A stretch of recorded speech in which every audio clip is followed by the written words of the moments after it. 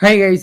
Dream 11 வந்து தடை செய்யப்பட்ட பிறகு கடைசியா நம்ம வீடியோ போட்டு ரொம்ப நாள் ஆகுது. கிட்டத்தட்ட ஒரு 40 நாள் பக்கம் ஆச்சு. கடைசியா ட்ரீம் 11 ரிலேட்டடா நம்ம வந்து ஒரு வீடியோ போட்டு டெலிகிராம் சேனல்ல ரெகுலரா வந்து அப்டேட்ஸ் வந்து குடுத்துட்டு இருக்கேன். ஸோ இப்போதைக்கு இந்த கோர்ட் ஹியரிங்ஸ் போயிட்டு இருக்கு. அண்ட் அது மட்டும் இல்லாம நம்ம இந்தியன் கவர்மெண்ட் வந்து ஸ்டெப் பை ஸ்டெப்பா இந்த லாவ வந்து அ நடைமுறைப்படுத்துறதுக்கு என்னென்ன விஷயங்கள் தேவையோ அதெல்லாம் பண்ணிட்டு இருக்காங்க. ஸோ இதுதான் இப்போதைக்கு ப்ராசஸ் இருக்கு.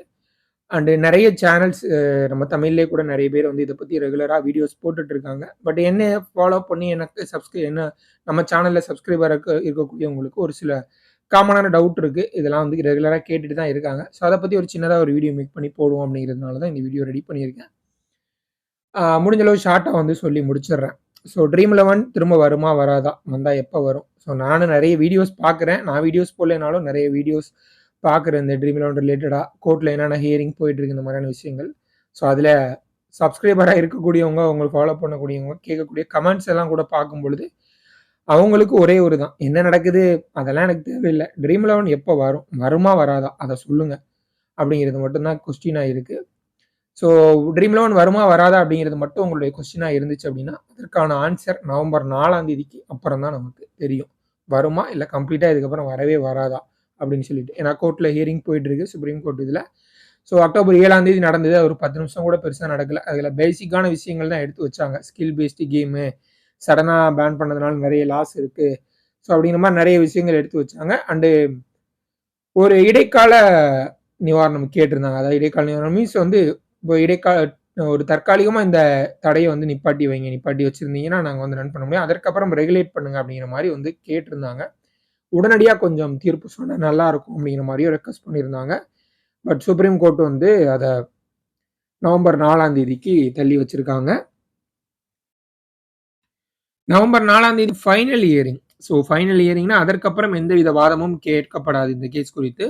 ஸோ ஃபைனல் ஹியரிங் கேட்டு முடிச்சதுக்கப்புறம் அன்னைக்கே கூட ஜட்ஜ்மெண்ட் சொல்லலாம். அப்படி இல்லன்னா ஜட்ஜ்மெண்ட்டுக்கு தனியா ஒரு டேட் அனௌன்ஸ் பண்ணி, அந்த டேட்ல இதற்கான தீர்ப்பு என்ன அப்படிங்கிறத சொல்லலாம். ஸோ இதுதான் இப்போதைக்கு ட்ரீம் 11 திரும்ப வருமா? வராதா? அப்படின்னு எதிர்பார்த்துட்டு இருக்கவங்களுக்கான அந்த ஒரு கேள்வி கேட்கக்கூடியவங்களுக்கான பதில். 2வது வந்து நெறைய பேருக்கு இருக்கக்கூடிய காமன் கொஸ்டின். ஸோ முக்கியமான ஆப்ஸ் எல்லாம் பேன் பண்ணிட்டாங்க. தடை பண்ணிட்டாங்க.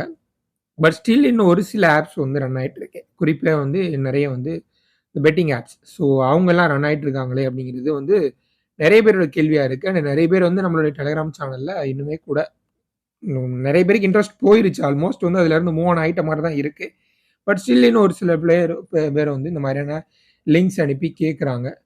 ஸோ ஃபர்ஸ்ட்டு வந்து நான் இதுக்கான ஆன்சர் என்ன அப்படின்னு பார்த்தீங்கன்னா, இந்த மாதிரியான ஆப்ஸ் எல்லாமே வந்து இப்போ இந்த ஆன்லைன் கேமிங் லாக்கு அப்புறம் வந்து தடை செய்யப்படல. ஸோ இது எல்லாமே வந்து கிட்டத்தட்ட ஒரு 2, 3 வருஷத்துக்கு முன்னாடியே இந்தியன் கவர்மெண்ட்டும் சரி, தமிழ்நாடு கவர்மெண்ட்டும் சரி தடை பண்ணிட்டாங்க. ஸோ இது எல்லாமே வந்து இதற்கு முன்னாடி ரன் ஆனதே இல்லீகலா தான் ரன் ஆயிட்டு இருந்தது. ஸோ அதனால வந்து இதில ப்ளே பண்றது எப்பயுமே நமக்கு ரிஸ்க் தான். ஸோ அதற்கப்புறம் நீங்க வந்து உங்களுடைய ஓன் ரிஸ்க்க போட்டு விளையாடுறதும், விளையாடாததும் உங்களுடைய விருப்பம். பட் அதற்கான கான்சிக்வென்ஸஸ ஃபேஸ் பண்றதுக்கு நீங்க ரெடியா இருந்தீங்க அப்படின்னா, தாராளமா ஃபேஸ் பண்ணிக்கலாம். அண்ட் இது வந்து இந்த ஆன்லைன் கேமிங் லா அப்படிங்கிறது கம்ப்ளீட்லி நியூவான ஒரு சட்டமா இருக்கு எல்லாருக்குமே. ஏன்னா இதற்கு முன்னாடி இருந்தது ஆன்லைன் கேமிங், ஆஃப்லைன் கேமிங் இது எல்லாமே இந்த கேம்பிளிங் இது எல்லாமே வந்து ஸ்டேட் கவர்மெண்ட்டுக்கு கீழ தான் வந்து இருந்திருக்கு. ஸோ அதாவது இந்தியன் கவர்மெண்ட் வந்து ஆம் இருப்பாங்க. பட் ஸ்டேட் கவர்மெண்ட் டிசைட் பண்ணிக்கலாம். உங்களுடைய ஸ்டேட்ல இந்த இதெல்லாமே ரன் ஆகலாமா? வேணாமா? அப்படின்னு சொல்லிட்டு. ஃபார் எக்ஸாம்பிள் நீங்க லாட்டரியே எடுத்துக்கலாம். லாட்டரி பார்த்தீங்கன்னா, தமிழ்நாடு கவர்மெண்ட் வந்து தடை செஞ்சிருந்தாங்க. லாட்டரி இங்கேயுமே இருந்துச்சு. ஒரு ஒரு சில ஒரு சில ஒரு பல வருஷங்களுக்கு முன்னாடி இருந்தது. அத வந்து தடை பண்ணாங்க. பட் கேரளால இன்னும் அந்த லாட்டரி இந்த மாதிரியான விஷயங்கள் இன்னும் அஃபிஷியலாவே கவர்மெண்ட்டே கூட ஒரு சில லாட்டரிஸ் எல்லாம் ரன் பண்ணிட்டு இருக்காங்க அப்படிங்கிறத நம்ம பார்க்குறோம். ஸோ இது வந்து கம்ப்ளீட்லி ஸ்டேட் கவர்மெண்ட் பக்கம் தான் இருந்தது. பட் இப்போ சென்ட்ரல் கவர்மெண்ட் எடுத்திருக்குது அப்படிங்கிறது கம்ப்ளீட்லி எல்லாருக்குமே வந்து ஒரு புதிய ஒரு விஷயம் தான். அதனால இதுல என்னென்ன மாரியான விளைவுகள் இருக்கும் அப்படிங்கிறத நம்ம பார்க்க வேண்டியது இருக்கு. ஸோ இதுல நீங்க விளையாட போறீங்க அப்படின்னா, கண்டிப்பா உங்களுக்கு ப்ராப்ளம்ஸ் நெறைய வரும். சென்ட்ரல் கவர்மெண்ட் ரூல் படி ஐடி மினிஸ்டர் அவங்க அஸ்வினி வைஷ்ணவ் அவங்க சொல்லியிருந்தது. விளையாடக்கூடியவங்கள் ஆம் அதாவது players are considered as a victim அப்படிங்கிற மாரி வந்து சொல்லியிருந்தாங்க. அதாவது விளையாடக்கூடியவர்கள் பாதிக்கப்பட்டவர்களாக கருதப்படுவார்கள் அப்படின்னு சொல்லிட்டு. பட் தமிழ்நாடு கவர்மெண்ட் நீங்க நல்லா பார்த்தீங்கன்னா, 2023ல ஒரு சட்டம் கொண்டு வந்தாங்க. அந்த சட்டத்தின் கீழ் வந்து விளையாடுறவங்களும் வந்து குற்றவாளிகளா கருதப்படுவாங்க அப்படின்னு சொல்லி ஒரு சட்டம் இருக்கு. ஸோ இது 2ல எந்த சட்டம் அப்ளிகபிள் ஆகும் அப்படிங்கிறது தெரியாது. ஸோ இதெல்லாமே நீங்க ரிஸ்க் பண்ணி விளையாடணுமா அப்படிங்கிற கொஸ்டின நீங்க உங்க மைண்ட்ல வச்சுக்கோங்க. பட் 2 சட்டத்திலயுமே இருக்கக்கூடிய விஷயங்கள ஃபாலோ பண்ணாலும் நீங்க எந்த வகையில பாதிக்கப்படுவீங்க? ஒண்ணு தமிழ்நாடு கவர்மெண்ட் ஆக்ஷன் எடுத்தாங்க அப்படின்னா, நீங்க வந்து ஒரு பனிஷபிள் அஃபென்ஸ் கீழ நீங்க வருவீங்க. ஸோ அந்த மாரி நெறைய ப்ராப்ளம் இருக்கு. ஃபைன், ஆம் ஜெயில் பனிஷ்மென்ட் இந்த மாரியான விஷயங்கள் இருக்கு. ஆம் சென்ட்ரல் கவர்மெண்ட்டோட இதுபடி பார்த்தீங்க அப்படின்னா, சென்ட்ரல் கவர்மெண்ட் இப்போ அவங்க கையில எடுத்திருக்கிறதுனால இந்த மாரியான ஆப்ஸ தடை பண்றது கஷ்டமா இருந்தாலும், பேங்கிங் டிரான்சாக்ஷன ஈஸியா அவங்களால முடக்க முடியும். அதற்காக தான் பேங்கிங் ஸ்டாக் ஹோல்டர்ஸோட இதுக்கு முன்னாடி ஒரு மீட்டிங் வந்து நடத்தியிருக்காங்க. ஸோ பேங்கிங் மூலியமா ஈஸியா உங்களுடைய டிரான்சாக்ஷன ஸ்டாப் பண்ண முடியும். உங்களுடைய பேங்க் அக்கவுண்ட்ட பிளாக் பண்ண முடியும். இந்த மாரி தடை செய்யப்பட்ட வெப்சைட்ல நீங்க பணம் வந்து டெபாசிட்டோ அல்லது வித்ட்ராவலோ பண்றீங்க, எடுக்கிறீங்க அப்படின்னா, டெஃபினட்டா அது வந்து பண்ண முடியும். ஸோ உங்க பேங்க் அக்கவுண்ட் பிளாக் ஆகுறதுக்கான வாய்ப்புகள் இருக்கு. ஸோ 2 சைடுமே ப்ராப்ளம்ஸ் இருக்கு. இந்த ப்ராப்ளம்ஸ பார்த்துட்டு நீங்க யோசிச்சுக்கோங்க.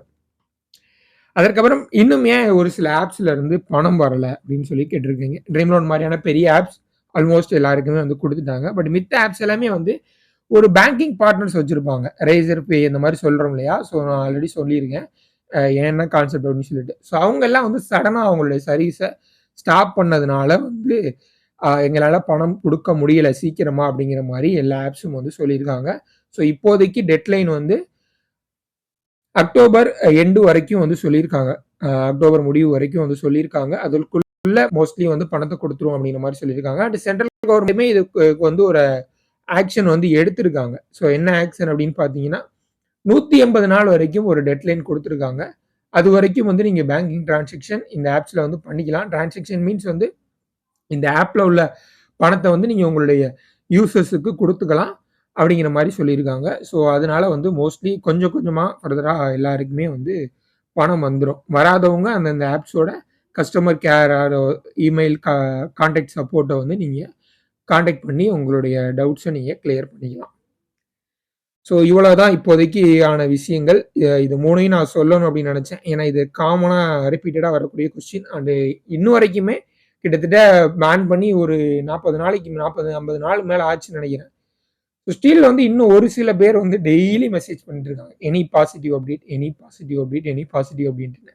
ஸோ பாசிட்டிவ் அப்டேட் அப்படிங்கிறது ஒரு 4வது கொஸ்டினா பார்த்துட்டோம் அப்படின்னா, ஸோ இப்போதைக்கு வந்திருக்கக்கூடிய பாசிட்டிவ் அப்டேட்ல இந்த சுப்ரீம் கோர்ட் ஜட்ஜ் அப்படின்னு இந்த கேஸ் எடுத்து விசாரிக்கக்கூடிய ஜட்ஜஸ்ல இருக்கக்கூடிய ஒரு ஜட்ஜ் அவர் வந்து ஆல்ரெடி இந்த மாரி கேம் ஆஃப் ஸ்கில் அந்த கேம்ஸுக்கு எல்லாமே வந்து ஒரு சாதகமான வந்து ஒரு தீர்ப்பு வந்து குடுத்திருக்காரு அப்படிங்கிறத நம்ம அது சுப்ரீம் கோர்ட் வந்து ஜனவரின்னு நினைக்கிறேன். இந்த வருடத்தோட ஸ்டார்ட்டிங்ல வந்து ஒரு ஆஃப்லைன் ஸ்கில் பேஸ்டு கேமை வந்து லீகல் அப்படின்னு சொல்லி ஒரு சாதகமான தீர்ப்பு வந்து கொடுத்திருந்தாங்க. இது ஆன்லைன் கேமிங் லா வர்றதுக்கு முன்னாடி. அப்போதைக்கு வந்து சட்டம் வந்து ஸ்டேட் போர்டு கண்ட்ரோல்ல இருந்தது. ஸோ அந்த அந்த இதுல வந்து சாதகமான ஒரு தீர்ப்பு கொடுத்திருக்காங்க. அதற்கப்புறம் வந்து இந்த ஜிஎஸ்டி ஃபேண்டசி கேம்ஸ் கம்பெனிக்கு ஜிஎஸ்டி வந்து அதுக்கும் வந்து ஒரு இன்டீம் ரிலீஃப் வந்து கொடுத்திருக்காங்க.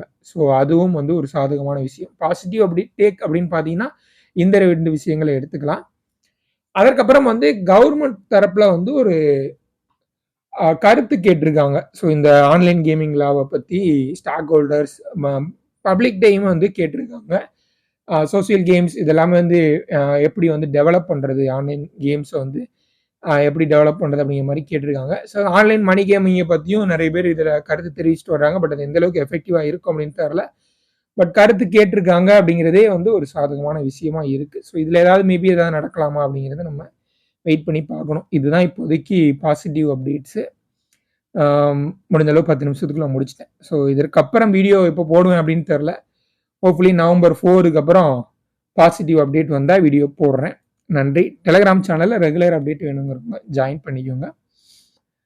வேற ஏதாவது சந்தேகம் இருந்துச்சுனாலும் நீங்க டெலகிராம்ல மெசேஜ் பண்ணி நீங்க கேட்கலாம். Thank you.